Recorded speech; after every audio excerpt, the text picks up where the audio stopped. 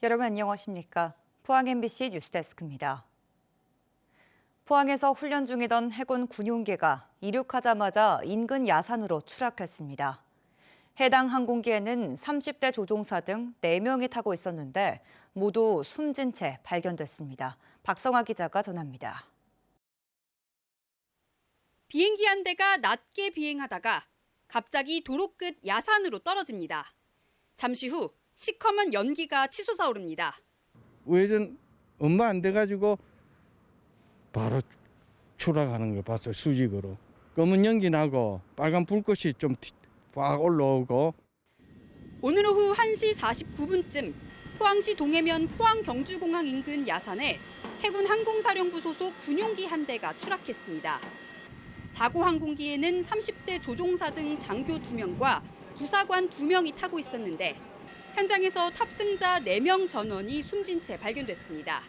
좀 훼손이 좀 심한 상태이기 때문에 지금 식별 곤란한 상황입니다. 동체로 추정되는 물체 인근에서 바로 첫 번째, 두 번째 바로 발견. 해군은 훈련을 위해 포항기지에서 이륙한 군용기가 이륙 6분 만에 알 수 없는 이유로 추락했다고 밝혔습니다. 이착륙 훈련 중 포항기지를 이륙한 해군 해상초계기 이 원인 미상의 이유로 13시 49분경 기지 인근에 추락하였습니다. 사고 현장입니다. 추락 지점에선 이렇게 희뿌연 연기가 치솟고 있고 주변에는 기체 파편들이 떨어져 있습니다. 추락 지점 인근에는 680여 가구가 사는 아파트 단지와 민가가 있었는데 군용기가 바로 옆 야산에 떨어져 민간인 인명 피해는 없었습니다.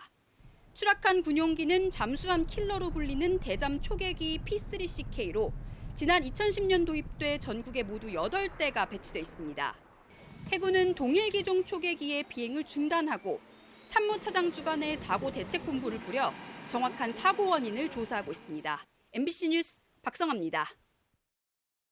사전투표 첫날인 오늘 정치권에서도 선거 유세를 펼치다 말고 가까운 투표소를 찾아 사전투표를 마쳤습니다. 한때 사전투표의 부정선거를 의심하는 목소리도 나왔지만 투표를 많이 끌어올리는 것이 더 유리할 걸로 해석됐기 때문으로 보입니다. 보도에 권윤수 기자입니다.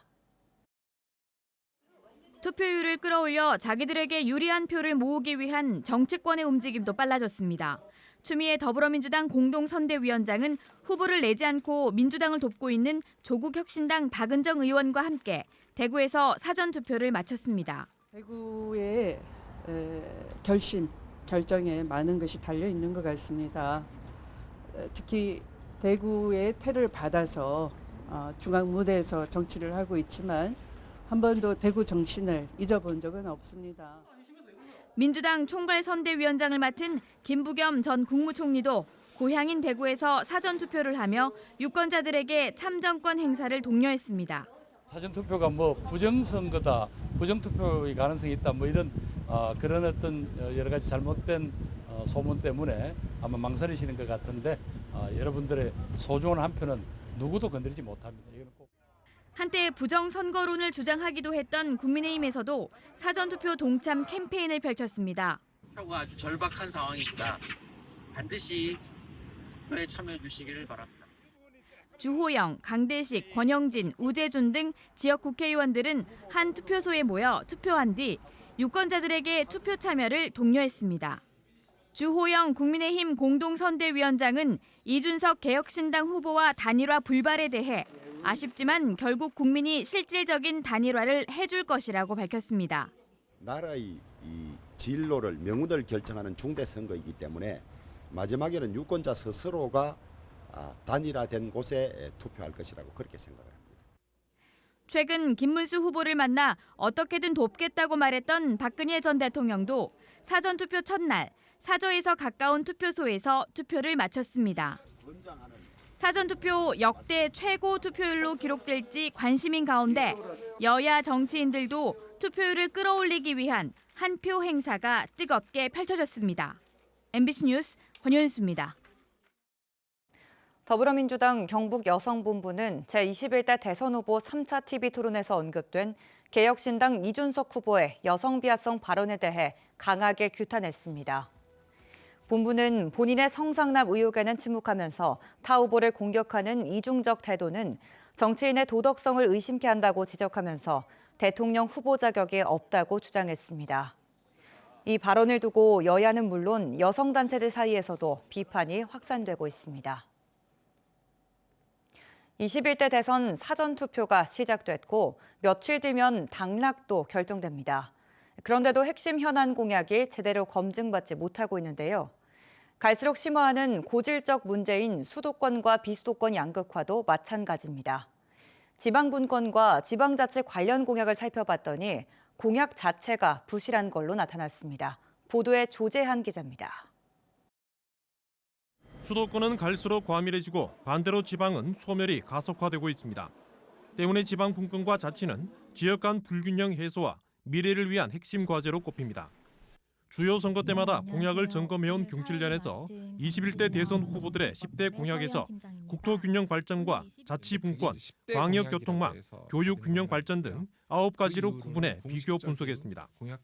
우선 이재명 후보는 세종행정수도 완성과 자치분권 강화, 수도권 대학 서열화 완화를 통한 균형 발전 등 9개 부분 공약을 했습니다. 김문수 후보는 GTX 전국 5대 광역권 확대, 중앙 권한과 자원의 지방 이양 확대 등 4개 부분 공약을 내놓았습니다.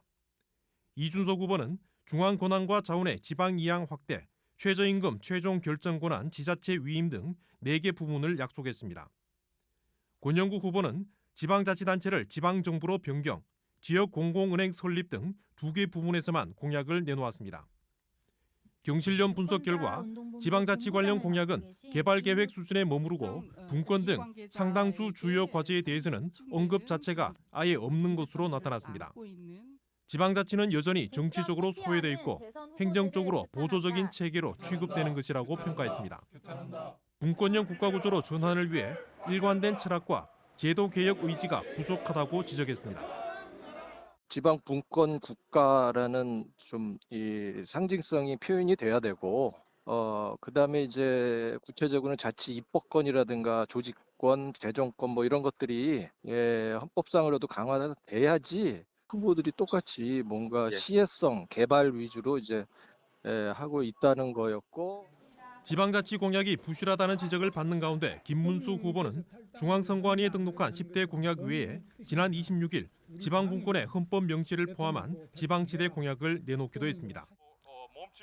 지방의 자치 입법권과 재정 자립권 보장, 국토균형 발전 체계 구축은 대한민국의 구조 개혁과 정치 개혁을 연결하는 핵심 과제로 꼽힙니다. 그럼에도 당장 표를 얻기 위한 개발 과제에 치중할 뿐 근본적 체질 개선을 위한 지방자치와 분권은 여전히 소외되고 있다는 지적은 끊이지 않고 있습니다. MBC 뉴스 조재한입니다. 국내 연구진이 홍합에서 착안한 주사형 줄기세포 치료제를 개발해 손상된 뼈를 되살리는 데 성공했습니다. 포스텍과 경북대 공동연구팀은 홍합 접착 단백질의 혈관 생성을 돕는 물질을 결합한 홍합 마이크로젤에 줄기세포를 담은 치료제로 뼈 재생에 성공했다고 밝혔습니다. 이번 연구는 화학공학 분야의 국제적 권위지인 케미컬 엔지니어링 저널 온라인판에 최근 실렸습니다. 술을 마시고 카약이나 고무보트 같은 무동력 수상 레저기구를 조종하거나 음주 측정을 거부하는 것을 금지하는 내용의 수상레저안전법 개정법이 다음 달 21일부터 시행됩니다. 해양경찰은 앞으로 6개월 동안 계도 기간을 거쳐 본격적인 단속에 나섭니다. 반려동물에 대한 관심이 급증하면서 경북에 등록된 반려동물이 지난해 기준 15만 마리를 넘었습니다. 농림축산검역본부가 발표한 지난해 반려동물 보호복지 실태조사 자료를 보면 경북의 반려동물 누적 등록 수는 15만 2,200여 마리로 1년 전보다 12.2% 증가해 전국에서 가장 높은 증가율을 기록했습니다. 전국의 등록 반려동물 수는 349만 마리로 전년보다 6.3% 늘었으며 동물보호법 위반 적발 건수도 12.8% 급증했습니다.